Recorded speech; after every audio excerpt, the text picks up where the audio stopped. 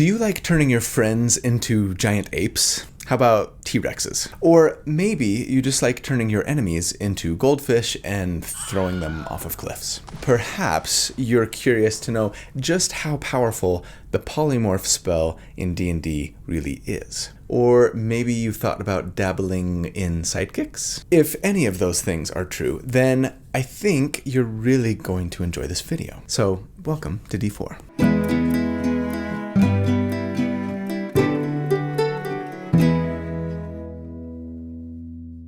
Hey everybody, so here at D4, each week we take a deep dive into specific character builds for our favorite role-playing games. Usually that means D&D, hence the name D&D Deep Dive, 4Ds, D4. Anyways, yeah, I like to crunch numbers about them, theorycraft about them, not so that I can tell you the right way or the best way to play a character necessarily, but to explore one potential way to build something in the hopes of creating a character that's both really fun, but also really powerful to play. So if you enjoy creating characters for your favorite role-playing games almost as much as you enjoy playing the actual game itself, or if you are just looking for ideas or tips on how to build something that you're thinking about playing, then welcome home. This is where you belong, and I'm so glad you're here. So thanks for watching. My name's Colby. Right, so Polymorph. One of the most iconic and beloved spells of the D&D spellcaster since the inception of the game. Back when I used to play AD&D as a wee lad, playing a magic user, basically a wizard by today's standards, as soon as I hit level 7, my go-to move was always to polymorph myself into a hydra and just lay waste to everything. Alas, something we can't do with the spell today, since 5e polymorph can only transform creatures into beasts, and hydras are monstrosities, but I mean, hey, we've still got giant apes and T-Rexes, right? So yeah, it's a great spell. Pretty much any time I do a build where a character gets access to Polymorph, I always say something like, and sure, take Polymorph. It's great for defense, offense, control, but I always kind of just leave it there and then move on to talk about other spells that I'm actually planning on using, right? Why do I do this? If the spell is so great, if everyone loves it, and you should always consider taking it, why haven't I ever built a character around it? I think there are two main reasons. One, if we're building for damage, which I very often do, there are usually better spells to spend our concentration on, rather than casting Polymorph on ourselves and then making attacks as a beast. We typically will do more damage if we build for it anyways by concentrating on something else that enhances like whatever else we're doing with our character, right? Whether that's making weapon attacks or casting other spells, etc. The second reason, though, is this. If we're talking damage, Polymorph tends to really shine when you're casting it on a party member who wouldn't otherwise do as much damage as the beast that you're turning them into. But I have no way of knowing what other characters you're playing with in your party. If you're at a table full of optimizers, there's a decent chance that no one would be better off being polymorphed, right? I mean, sure, there are other great things about the spell. Perhaps the best part about it is that it can load up an ally with a boatload of extra hit points, keeping them in a fight a lot longer. And there's also something to be said for, sure, turning an enemy into a goldfish and then dropping them off a cliff or whatever. At the last minute I'm gonna go and turn into a goldfish. Oh, it's fine. It's fine. We're gods. 363 points of damage. You are lying. No. But regardless, yes, since with very few exceptions, the builds I do are for a single character, it's just hard to know how to quantify how much we'd really get out of the spell damage-wise without knowing what you'd be replacing by polymorphing a friend. And yeah, I just can't really know that. Enter sidekicks. So back in 2020, Wizards of the Coast released the book Tasha's Cauldron of Everything. In it, they laid out some rules for having a sidekick in your campaign. Since that time, I've had several requests from people asking to do a build that included a sidekick, maybe optimizing that sidekick, etc. And I've always shied away from doing so because I figure that the vast majority of you don't actually play with sidekicks at your table in your campaign, so maybe you wouldn't find a video like that particularly useful. But when thinking about trying to do a polymorph video, it seemed like the perfect opportunity to finally talk about sidekicks. That's not to say that if you don't play with sidekicks, you're not going to find this video useful or interesting. I'll spend a little time talking about them, going over the rules, trying to optimize one a little bit, at least for a few levels, but the real focus of the build is going to be around Polymorph and trying to analyze how valuable it truly is. I like the idea of relying on a sidekick to accomplish this for a number of reasons. There are actual official rules for using them that anyone could incorporate at their table. The sidekick is going to be high enough level to get the most out of the polymorph spell, and in the end, a polymorphed sidekick is going to do more damage than a non-polymorphed sidekick. So it's fairly easy for me to quantify the difference between using polymorph and not using polymorph in this case. So, you ready to dive in? I proudly present D&D Build number 167, How to Train Your Dino. My Tyrannosaurus Rex. That was a good one. The Side Shifter, a Dino and His Boy, Jurassic Perks. Thanks to all of those great suggestions from Discord as always, and there were lots of others too, but I think I'll probably just keep this one a little boring but clear and go with the Polymorpher. Huge thanks to my good friend Randall Hampton for the fantastic artwork that he put out for this video. He does this every week. I loved this one. It kind of looks like you've got a sidekick hiding inside of like a dino suit, right? One of those inflatable. Anyways, it's awesome. He's so good. If you want to follow him on social media, I'll put links in the video description on how to do so. And for that matter, you can use those links to try and reach out to him to see if you can commission him to create some art for your character or your entire party. Thanks, Randall. But also, quickly, you guys know what I really get annoyed by when it comes to official D&D 5e adventures? The absolute dearth of high-level stuff. There's almost nothing out there from Wizards of the Coast, and I want to play the game at the pinnacle of my character's power level. Thank goodness, then, for Elderbrain, the sponsor of today's video, and their fantastic book, Torrents of the Spellhoarder. And you guys, I've got a copy of it, and let me show you how awesome it is. And here she is. This thing is beautiful and hefty. Over 500 pages of high level, we're talking levels 16 to 20, seafaring adventure set in a unique subtropical sandbox. So get ready to embark on an epic quest. Woo! Yeah. To liberate the city of the deep sea elves from the oppression of a kraken arch necromancer. Find the 8 orbs of magic and end slavery on the island of the half-dragons. I mean, inside the book we've got numerous puzzles, naval combat rules, 25 dungeons and ship maps, 55 new monsters, 24 new subclasses, my favorite thing about it, 20 magic items, 22 spells and feats, and yeah, like I've said, the artwork here is gorgeous. Now, if you're still not convinced, you can find out more about the Torrents of the Spellhoarder by watching the actual play videos on Elderbrain's YouTube channel, or by downloading the 120-page free module sample. Yeah, 120 pages of this book for free. Talk about a generous demo. I'm going to link to both the YouTube channel and the free sample demo in the video description, of course, so check there. Now, while the book is already published and available for purchase, obviously, it's not like in Kickstarter or anything, you can still get lots of additional goodies to supplement your experience, like the Roll20 VTT module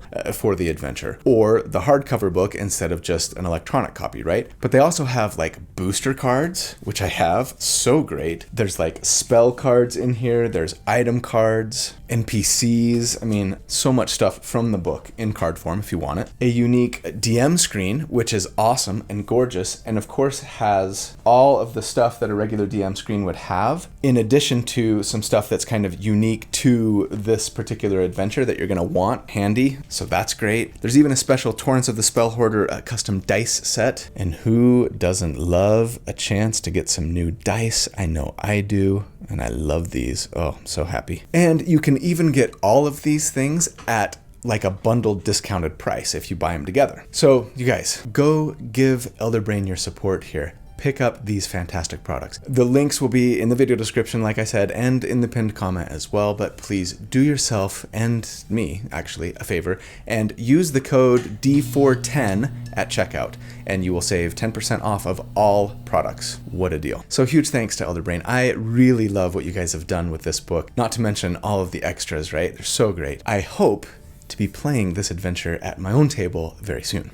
But for now, let's get back to the build. All right, at level 1, For our starting class, I think there are a lot of options if you're looking to build a character that does decent sustained damage but also has access to Polymorph. You could go with a melee Gish like a Swords Bard, Blade Singer, or even Moon Druid. Any of those would be pretty decent options, with Blade Singer probably getting a slight edge damage-wise, though Bard and Druid both bring nice non-damage support and utility options, especially that Blade Singers don't get, making them totally valid choices as well. If we instead wanted to go with more of a just caster-focused character, I think we've got two best choices. First up, Evocation Wizards. With the bonus that they get to cantrip damage, Evokers can be pretty decent sustained damage dealers. My original plan for this character was to basically make a sustained damage version of the Cantrip Blaster that I did a while back, pairing them with Death Cleric and eventually some Alchemist levels to get some really solid sustained Toll the Dead damage on multiple enemies. I think going that route would be a fantastic option, honestly, so feel free to go that route if you want. But I think a build that works even better here is to make a Sorlock. A Sorcerer Warlock, right? Eldritch Blast is about as good as it gets for reliable cantrip damage, and since I'm going to assume that we'll always be concentrating on Polymorph here, once we get it anyways, good cantrip damage is going to be paramount to making the sustained damage as good as I can get it here. Adding some Sorcerer levels is just going to open up a lot of versatility and a huge spell list to the mix, as we'll get into, so yeah. I'm going Sorlock. And if we're making a Sorlock, especially one who cares a lot about protecting their concentration, then it just makes the most sense to start Sorcerer, which is what we'll be doing here. So we're going to be Sorcerer 1, we can get Constitution saving throw proficiency, and that makes us happy. As for our race, I'm going to go with the old standby here, Custom Lineage, just to get a free feat, which is the only way, outside of getting lucky rolls for stats, I suppose, that we can start with an 18 in Charisma, our most important ability score. As for the free feat that we should take, my favorite here is probably Fey Touched, as it lets us not only bump our charisma by 1, but also lets us learn the Misty Step spell, a favorite for on-demand teleport. We can use that once per day and then use spell slots to cast it later on if we have them. And then we also get another first level spell from the Enchantment or Divination schools of magic. I suppose that I'd probably pick up Silvery Barbs, as long as the mob let me get away with it anyways. In the end, though, nothing here is absolutely paramount to our build working. If you'd rather take a different race and or pick a different half feat, like telekinetic or something, go right ahead. Will slow us down damage-wise just a little bit at first, but we'll be able to catch up before too long. As for our ability scores, I assume we go the point buy method as always and say, let's take a 15 charisma plus 2 from our custom lineage plus 1 from our half feat, so we've got an 18, and then a 14 constitution, 14 dexterity. For our equipment, I'm going to say let's go the gold buy route and make sure that we pick up some studded leather. We don't have armor proficiency yet, but we're going to have that soon enough, so yeah, get some studded leather now so that you can equip it as soon as you get the proficiency to do so. Other than that, just get whatever your basic needs are. Now, as a Sorcerer 1, we get our Sorcerer subclass, right? Our Sorceress origin. And I'm going to say let's go Divine Soul, but again, this isn't super necessary to the build working either. So if you prefer like Clockwork Soul or Aberrant Mind for their expanded spell lists and other features, or really anything else, Shadow Sorcery, Wild Magic, the build's going to work just fine. Divine Soul tends to be my favorite for a couple of reasons. First up, the Divine Magic feature that we get here right at level 1, which basically gives us access to both the Sorcerer and Cleric spell lists, and that's pretty dang fantastic. I think you could make the argument that as a result, Divine Souls have the best spell list in the game, if you're interested in doing some supporting and healing along with your blasting and controlling anyways. But then the other feature Divine Souls get, favored by the gods, is pretty great as well, letting us, once per short rest, add 2d4 to a failed save or missed attack, potentially turning failure into a success. You should totally save this for an important saving throw almost all of the time. Being foolishly hyperfixated on damage like I am, I'll of course be assuming that we have it available to turn a miss into a hit when I crunch numbers. You really shouldn't do this, unless you really need to take an important target down and are confident that they're like this close to death or something, right? Anyways, as for the spells that we get here at Sorcerer 1, there are just so many incredible options and we don't get to choose many of them. I mean, Shield and Absorb Elements for defense, Toll the Dead for a decent cantrip right now anyways, Hideous Laughter provides great single target control, Sleep is a good early on spell for like group control, potentially, right? Falls off pretty quickly, but Burning Hands if you need some area of effect damage, maybe. But then, yeah, from the Cleric spell list, I mean, Guidance, fantastic utility, right? Healing Word, on-demand, ranged, bonus action heal. Bless is probably what we should be concentrating on for now, at least if no one else in your party is doing so. Yeah, sorry, you only get to pick 2 first-level spells right now. Good luck.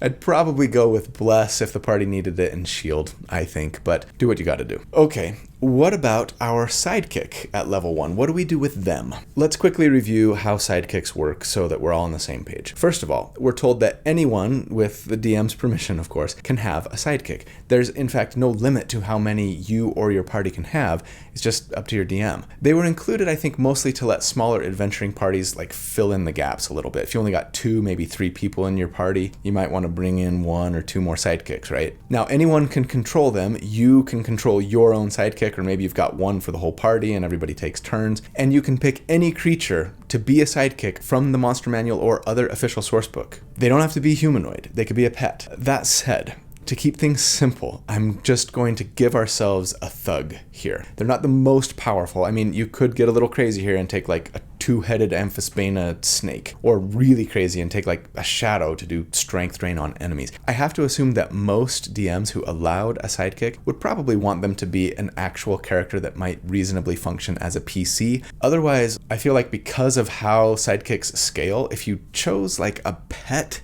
you would totally like overshadow a Beastmaster Ranger in the way that you've got this pet that gets really, really powerful and doesn't require your bonus action to command or anything. I don't know. I don't want to spend 45 minutes going over all the crazy, powerful 1/2 CR companions you might be able to come up with. In the end, once we get access to Polymorph, they're gonna be something else anyways. A thug is a nice, solid choice. I think it would be allowed at pretty much any table that let you pick a sidekick. They've got solid survivability, decent damage. Now, with sidekicks, their level is the same as the average level as the rest of the party, which is important for Polymorph. So I will assume that when you level up, they do too. And they gain little bonuses when they level up. They gain hit points, they improve their proficiency bonus just like a player character would, and other things, some of which we'll get into as we go. Finally, you have to choose between 1 of 3 classes for them. There's an expert, they're basically like a rogue. There's the spellcaster, which is like a half-caster character, arguably the most powerful kind of sidekick because, well, spells. But I'm going to make mine a warrior just because, again, we're going for sustained damage here, and eventually they're just going to be polymorphed into something else anyways, right? As a warrior then, which is basically like a fighter, at first level, they get 1 saving throw proficiency, for which I'd say we probably ought to take dexterity. They get proficiency in 2 skills, pick your favorite. Then they also have proficiency in all armor, shields, and all weapons. They come equipped with leather armor and a mace, the thug does, but I'm sure you could equip them with something better if you wanted and had the gold to spend, right? A warrior sidekicks also get to choose a martial role at level 1. They pick either defender, which basically gives them the protection fighting style, letting them impose disadvantage on an attack against an ally if they're within 5 feet. They got to use their reaction for that. Or the attacker role, which just gives them a +2 to hit with all attack rolls.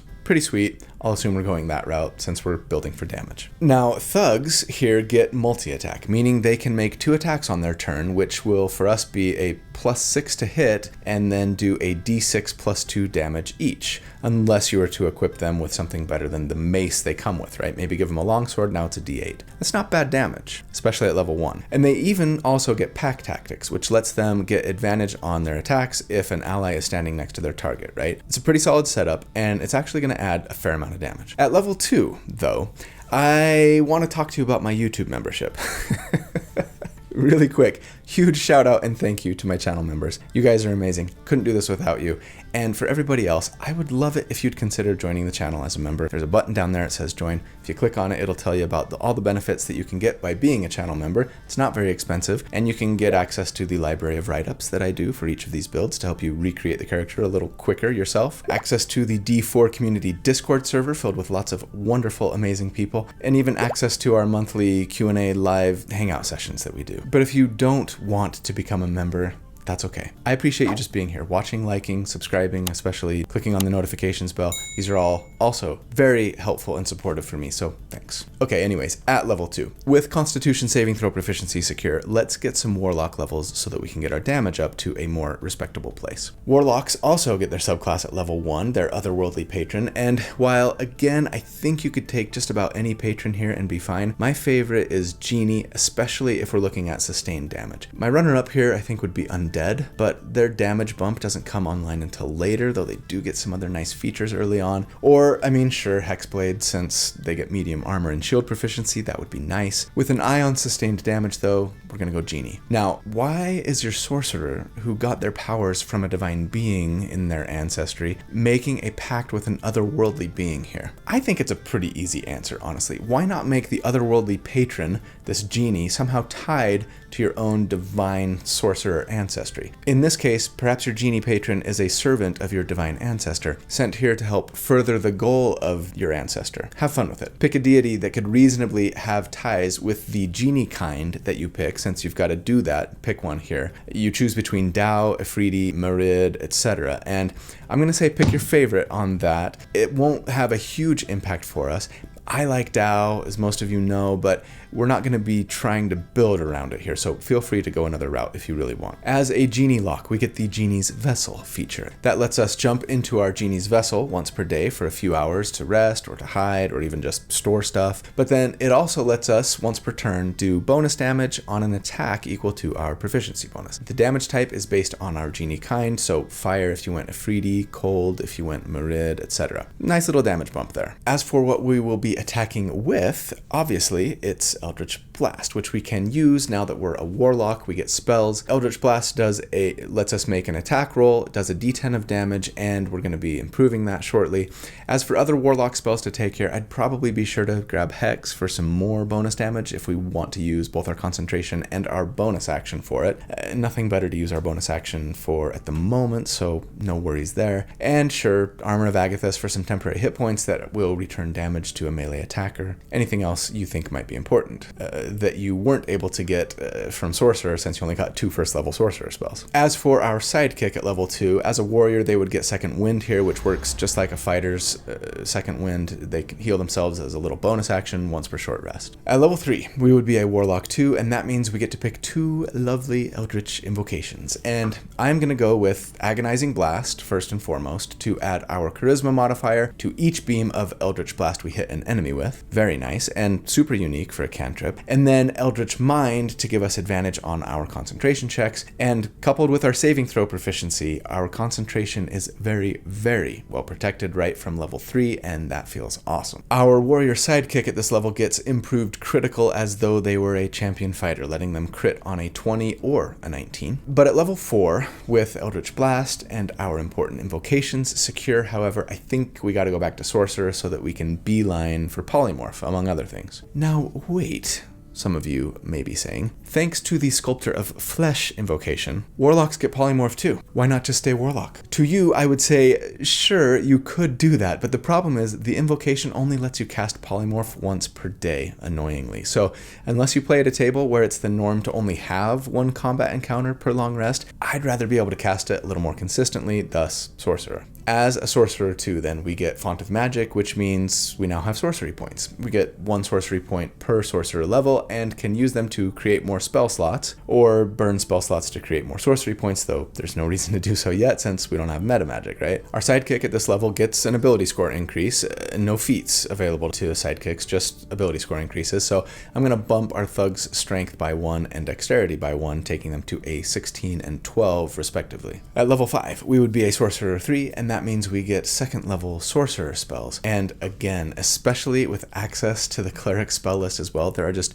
too many good ones to choose from. Web and Hold Person, and Suggestion for control, Invisibility and Vortex Warp, and Spider Climb for utility, then Aid and Lesser Restoration from the Cleric list for support, right? One that I will focus on here is Spiritual Weapon, since it's a nice way to weaponize our bonus action without requiring our concentration. Another main reason I wanted to go Divine Soul on this build. Spiritual Weapon lets us summon a weapon and make melee spell attacks from its position as a bonus action each round, not even requiring our concentration, teleportation famously, like I've said.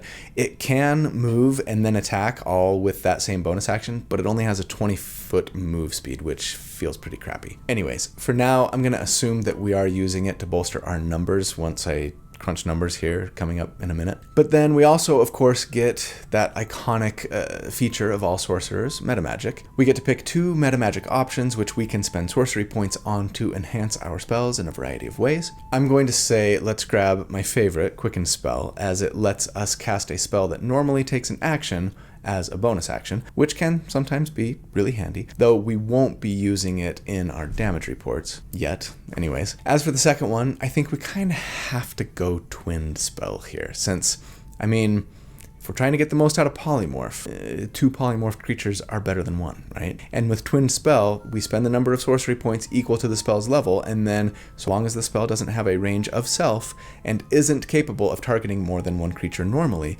you can have it affect 2 creatures instead of 1. And that is awesome, as we'll see later. Don't forget, now that we're character level 5, our Eldritch Blast fires 2 beams every time we cast it, for a d10 plus our charisma modifier on each. The sidekick at this level gets nada, zero, zilch, zip. At level 6, as a sorcerer 4, we get an ability score increase or feat, and I think it makes the most sense to bump our charisma here, capping it at 20. It's going to do great things for all of our spells, for our damage. And then our little thug sidekick gets extra attack here, which would be nice if they didn't already have multi-attack, right? Remember, you can't extra attack a multi-attack. Extra attack only benefits when you take the attack action, and taking the multi-attack action is not the same thing. So it doesn't do much for us here unless we were having our thug make ranged attacks, since now they could do that twice. Multi-attack for the thug only applies to their melee attack. So I guess that's something. Anyways, we are level 6, and that means our first damage report. So how am I going to do this? How am I going to crunch these numbers? I mean, not everyone can play with sidekicks. Do I count them as part of this character's damage? Shouldn't I be comparing them to 2 other characters? Kinda, but not really, because sidekicks are generally weaker than PCs, right? They're not Batman, they're Robin.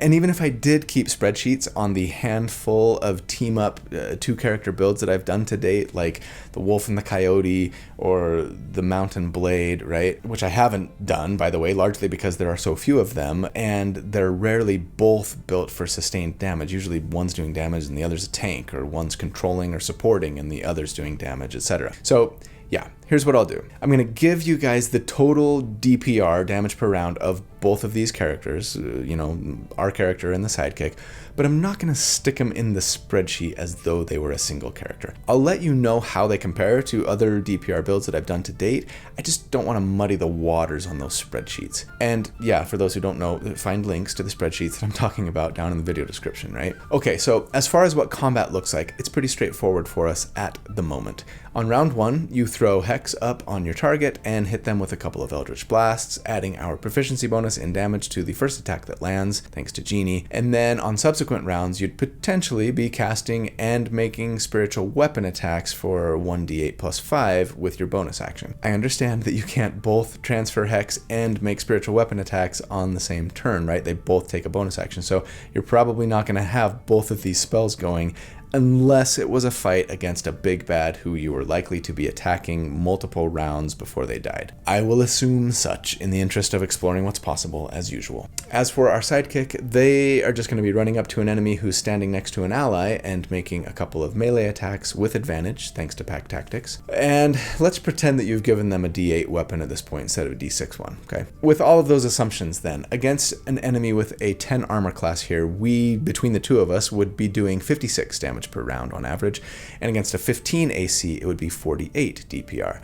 And I mean, compared to other sustained damage builds I've done to date at this level, that's super solid, middle of tier 1. Of course, we've got a sidekick. The sidekick is doing roughly half the damage that we are, so like a third of that total damage. Our character, our Sorlock, is only doing 37 and 31 DPR at 10 and 15 AC, which is more like bottom half of tier 2, upper half of tier 3 by comparison. Still solid, but nothing crazy.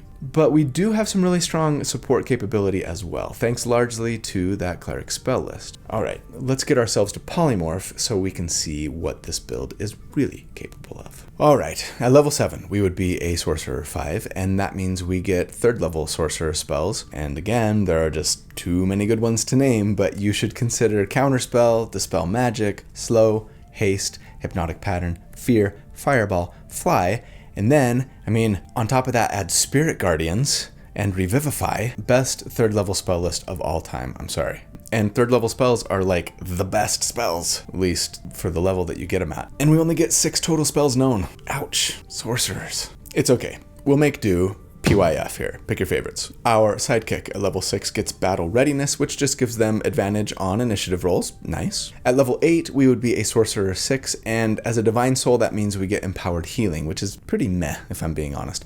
It tells us that if we or an ally within 5 feet of us, so they have to be close, roll dice to determine healing, we can spend a sorcery point to re-roll any of those dice. It's not nothing. Sometimes you'll get a bunch of ones and be sad, but is it worth a sorcery point to maybe get the same rolls or almost as bad? Rarely, if ever, I would think, but again, better than nothing. Our sidekick here gets another ability score increase or feat, and let's go ahead and bump their strength for better attacks. Not that it will matter, because at level 9, we would finally be a Sorcerer 7, and that means we have reached the Promised Land. Because we get 4th level spells and Polymorph. And sure, there are other great options here too, but Polymorph is what we came for. Now, first of all, why didn't I just beeline straight class here to get Polymorph sooner? I suppose for a couple of reasons. One, there was no way to get Polymorph by my first damage report, and I wanted level 6 to be as good as I could make it damage-wise. But also, two, I figure in the real world, the real imaginary world, we wouldn't actually be casting Polymorph every single fight. Whether because we didn't have the spell slot for it, or it just made more sense to concentrate on something else. So I wanted to be a powerful character outside of Polymorph too. And I think adding a couple levels of Warlock just adds so much benefit that it was worth it. Anyways, we're here now, so let's discuss the spell in a little more detail. We cast it as an action, it requires concentration, lasts an hour. If we cast it on an unwilling creature, they get to make a wisdom save to avoid its effects. Otherwise, it turns a creature into any beast of a CR rating equal to the target's CR, or target's level, right? Or lower. As much as I'd love to just polymorph a familiar into a giant ape, it wouldn't work, since any familiar in the game has a really low CR, right? This is why having a sidekick was so important to me here, since they're the same level as us. Anyways, once they're transformed, all of the creature's game statistics, including mental ability scores, this isn't wild shape here, are replaced by the chosen beasts, though they do retain their alignment and personality. I think that's enough information for us to know that, yeah, the creature would continue to do whatever it would normally do if it weren't polymorphed, even if they have a low intelligence score now. Of course, your DM may decide to have that low intelligence potentially affect the polymorphed creature. Discuss with them before you bring this character to their table, right? The target also assumes the hit points of the beast that they change into, and when those hit points hit 0, they revert back to their regular selves, with any damage that caused them to revert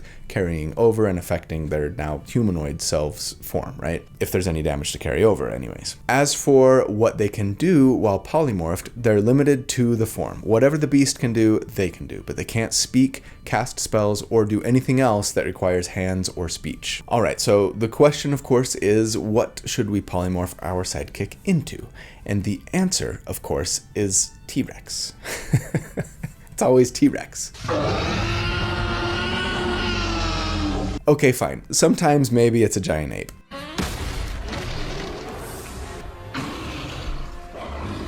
Here's the deal. There aren't a ton of great choices. The earliest we could have gotten the spell would be at character level 7, and the best choice for a CR7 beast is for sure the giant ape. They have a boatload of hit points and do solid damage. At CR8 though, you've got the T-Rex, which is still pretty tanky with 136 hit points, and who just does a ton of damage. One bite attack for 4d12 plus 7 piercing damage that also grapples and restrains a medium-sized creature or smaller, with a fairly high DC of 17 to escape, and then a tail attack that does 3d8 plus 7 bludgeoning damage with a 10-foot reach. So the question, of course, is who should you use this on? I mean, if we didn't have a sidekick, right? First off, we should of course mention that Polymorph isn't only good offensively. Arguably, it's better used for other things, to control enemies, or to turn yourself into a giant eagle and have all your allies climb aboard so that you can all be flying, or perhaps best of all, to save an ally who's about to go down, right? Giving them a ton of extra hit points and keeping them in the fight. You could argue that Polymorph is one of the best heal spells in the game. But yeah, if we're talking about using it offensively for damage, well, if both attacks hit, a T-Rex is going to do 53 damage on average. That's pretty nice. About as much as both we and our sidekick were doing combined a few levels ago. But I mean, we're level 9 now. Our sidekick's damage has seen a tiny increase thanks to their strength bump, so if you've got one, polymorphing them is a huge damage increase for your team. But what about twinning it?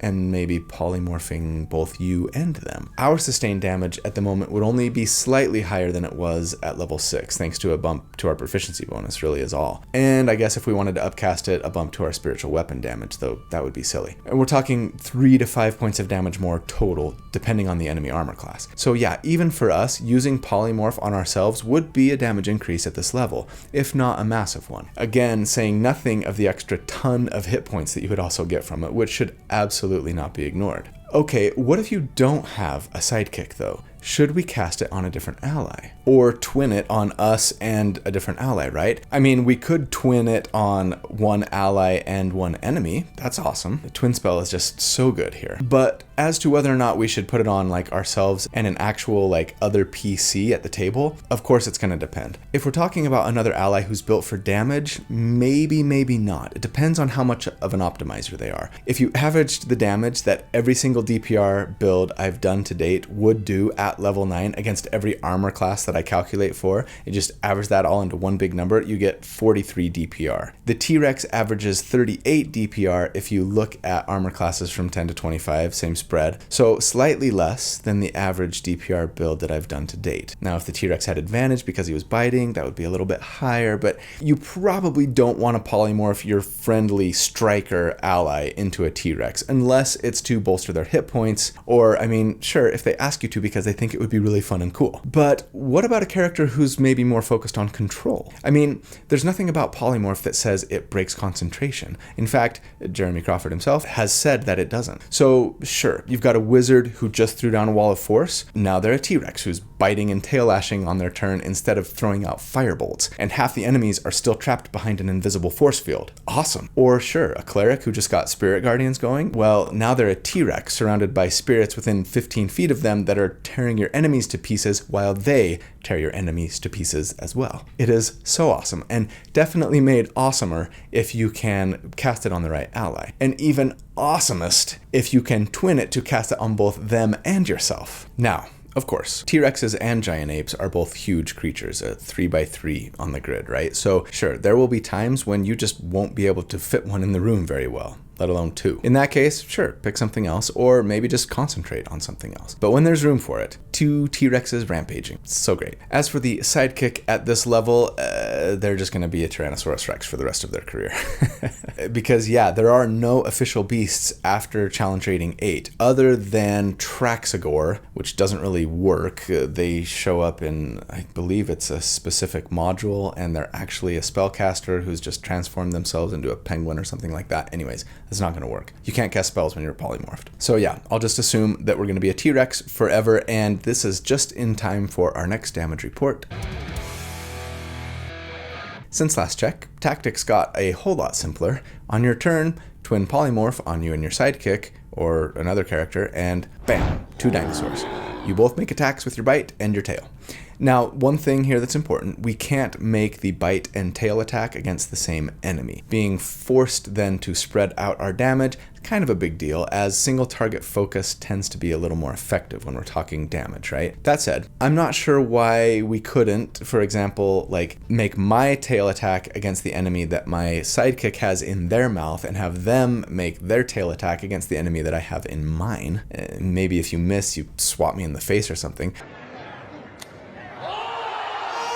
Your DM may shut that down, but there's nothing in the rules against it. So sure, for fun, let's say we both got advantage on both of our attacks. We're just making them against 2 characters, right? It's all a little bit silly anyways. Just go with me on this. It makes the math a lot easier. So, 2 T-Rexes against enemies with 10 armor class on average would do 118 damage per round together, and against a 16 armor class it would be 112 DPR. And yeah, that's awesome. Compared to other sustained damage builds that I've done to date, it's kind of blowing everything out of the water, but again, we have a sidekick and we're doing damage to 2 enemies. Compared to other multi-target sustained damage builds, it's still better than all of them, but not by much. I suppose the thing we should really consider is how one T-Rex compares to other sustained damage dealers, and yeah, we've already kind of discussed that. If I give advantage on both attacks, which I didn't do a minute ago when I was talking about average damage numbers, then we're like bottom half of tier 1, maybe top half of tier 2 by comparison, though,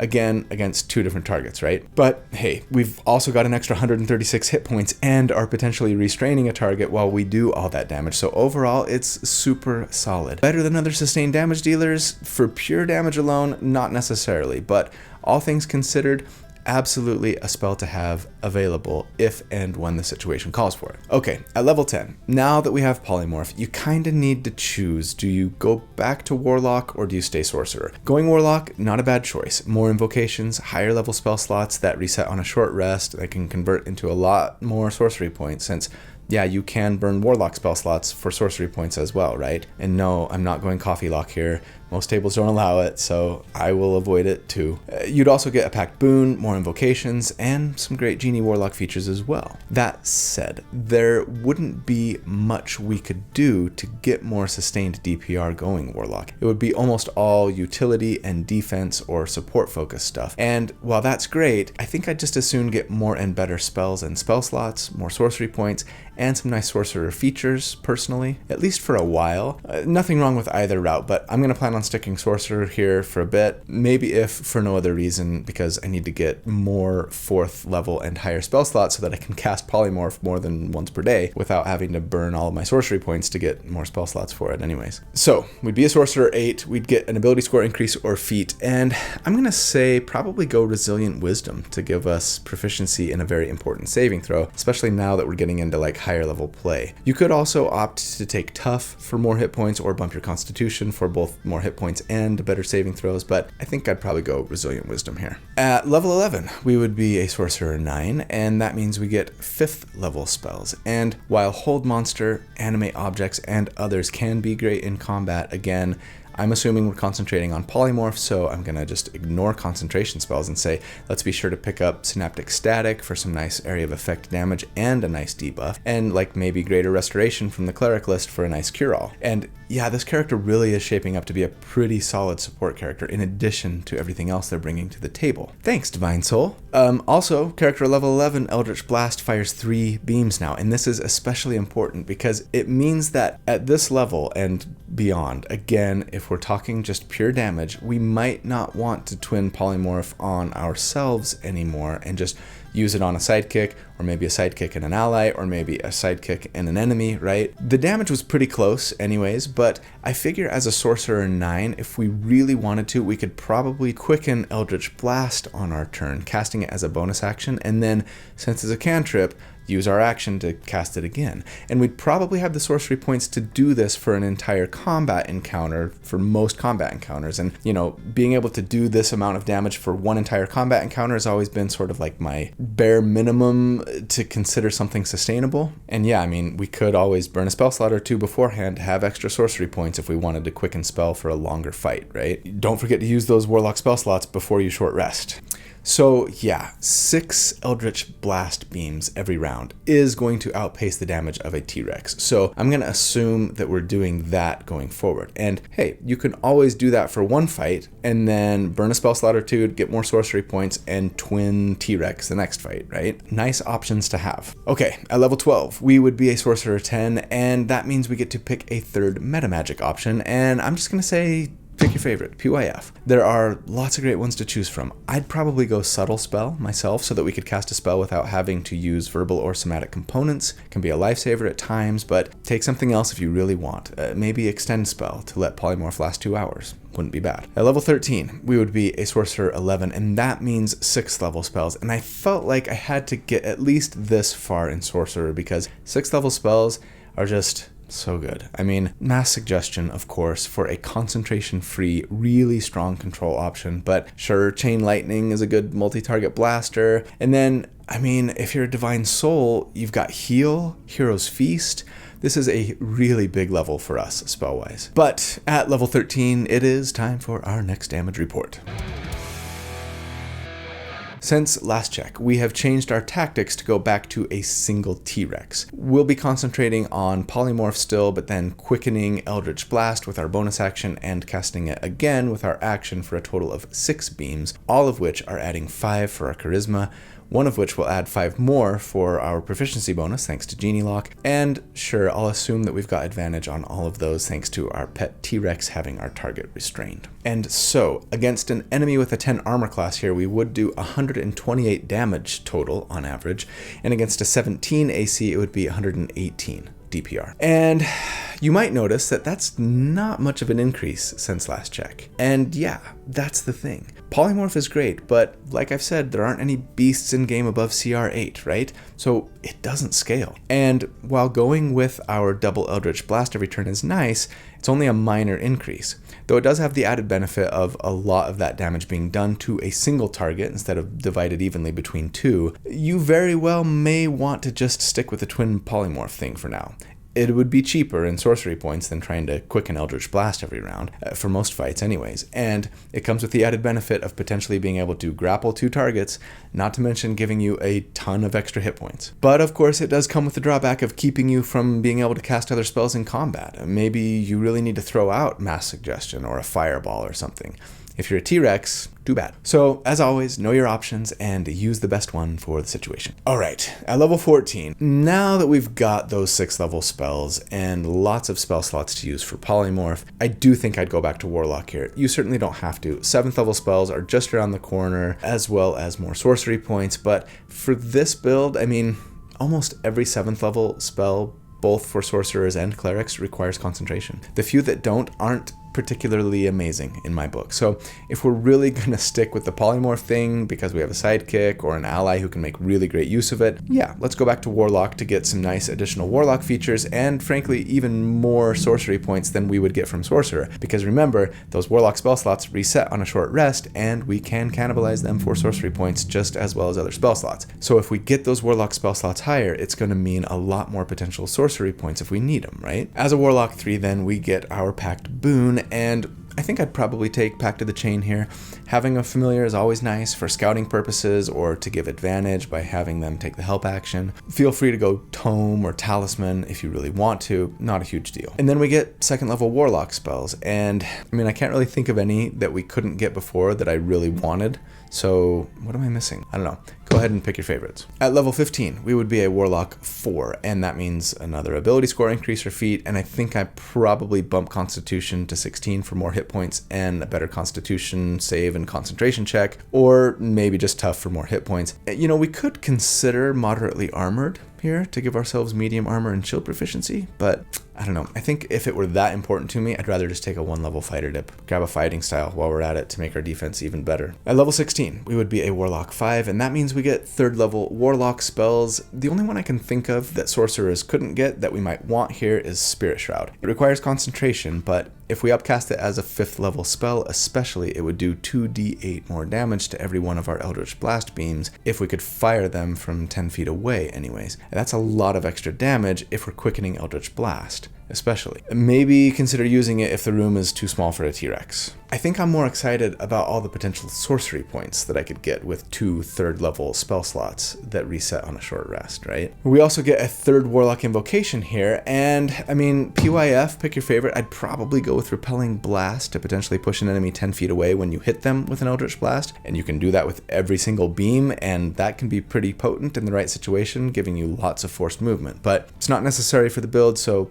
Pick your favorite. But then finally, for us, at level 17, we would be a Warlock 6, and as a Genie lock, we get Elemental Gift. This gives us resistance to a damage type based on our Genie kind. Kinda hope you went Dow, because bludgeoning resistance is better than anything else on offer here, but then we also get Flight. Proficiency bonus times per day. We can, with a bonus action, give ourselves a fly speed of 30 feet, including hover, for 10 minutes. Awesome. Now, yes, had we stayed Sorcerer, we could have gotten flying 1 level sooner, actually. And, well, that flight is permanent, so yeah, that's a better feature. But hey, this got us resistance and those great Warlock features and better spell slots, so I stand by my decision. Finally, at level 17, our Eldritch Blast now fires 4 beams. And that's gonna be nice for damage. So, final damage report, then.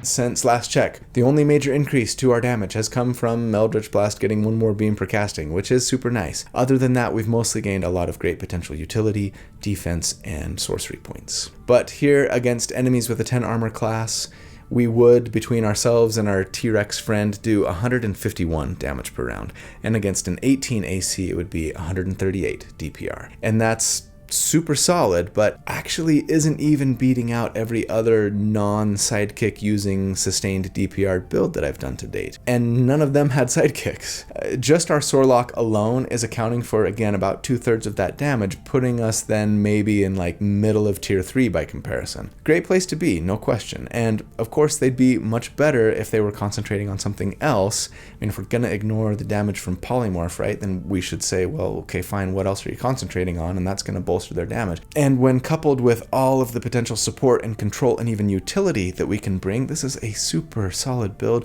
regardless of whether you've got a sidekick Tyrannosaurus Rex or not. So let's bring it on home with some final thoughts. The tier score for this build, should I even give a tier score? Sure, why not? You take the damage that they do at all of the armor classes that we account for at each of the 4 damage reports, average them all into one big number, we get a 96. And that beats out every other single target DPR build that I've done to date. But yeah, we've got a sidekick, none of them did, and we're doing damage on at least 2 enemies, so maybe we should compare it to other multi-target DPR builds. In that case, you know, that score is near the top, just barely ahead of the Starry Night from a couple of weeks ago.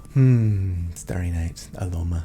I love that build. Anyways, what's the verdict here? Is Polymorph as good as we all seem to think it is? I mean, part of me wants to say no. Or at least, maybe, if we're looking at damage, it might not be all that great. At least past 4th level spell slot. Since we don't get any more beasts above CR8, and since we don't get any additional benefit to upcasting the spell, the reality is, again, if we're just looking at damage, you probably would be better off using a 5th level spell slot for animate objects, or maybe Spirit Shroud, like I said. I mean, heck, Spirit Shroud at level 17 would be adding 16d8 of damage for this character if they were quickening Eldritch Blast. Yeesh. And animate objects, though it has its weaknesses too, would be 10d4 plus 40 as a 5th level spell. Both are more damage than a T-Rex, and that's not even taking into account the damage that our ally would be doing all by themselves if they weren't polymorphed, right? But of course, the big, huge, super important thing to keep in mind is that this spell is not just good because it can bring some big damage in the form of a giant T-Rex. It's good because it can do that and add a boatload of hit points to yourself and or an ally, and it can be twinned, and it can provide a ton of great utility or let you lock down and or kill an enemy. It is a fantastic spell. It just might not necessarily be a use this every time you can spell. And I'm glad for that, because when something is always the best choice to make in every single situation, then it feels like it's no longer a choice. And that really just kind of takes away some of the fun. In the end, I'm really glad that we put the build together. It helped solidify some things about the spell that I always suspected but didn't quite know for sure, and actually makes me excited to use the spell in game more often when I'm playing a character who has access to it. I hope that it was similarly fun and useful for you, but that's the build for the week. So thanks for watching. I hope you guys know how much I love you. Thank you for all that you do for me and for the channel. It means so much to me. I hope you have a really great day and a fantastic week, and if you don't, please hang in there. You got this. I hope that you will do good and be kind and stay safe, and that I see you again very soon. But until then, take care. Bye.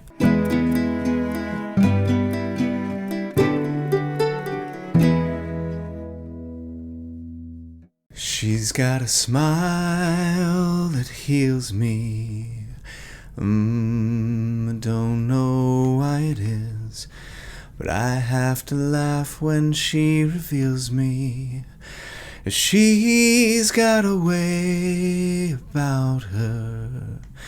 Don't know what it is, but I know that I can't live without her anyway. Hey.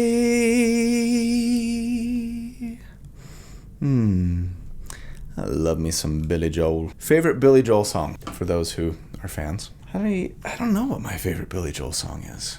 I might say, Longest Time? Maybe? I don't know. Piano Man? Classic? That's tough. What do you guys think? Can't get this lighting right. That's what I think. Maybe too gray. Okay. No, maybe not.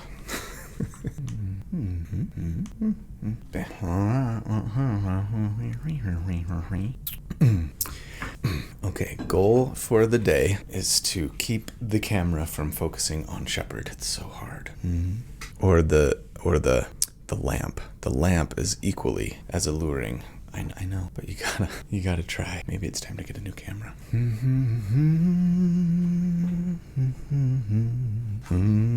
Oh, there. Yeah, that's bad. Stupid camera. I can probably find a way to like set the focus and like keep it there. I wonder if I can turn off the autofocus. Something for another day. Okay. Ooh, where did I put it? That's the question. Here. Dope. Okay. I better pause because I gotta open some stuff. I don't know if that's considered a saving throw, so don't say that. I think it is, but don't say it just in case. They're not Batman. They're Robin. Oh, watch out for the mic. Mahar bugging me today. It's all floppy flop. Stop being... And I can't... It's backwards. I'm looking at myself on the screen, and it's like reversed, and so I always... Whatever. Okay. Focus. Do not focus on the Shepard. Oh, there. That's better. But see, it's like I gotta scoot too close to the camera then. Man, I'm like eating the mic here. Whew. Okay. Our sidekick damage...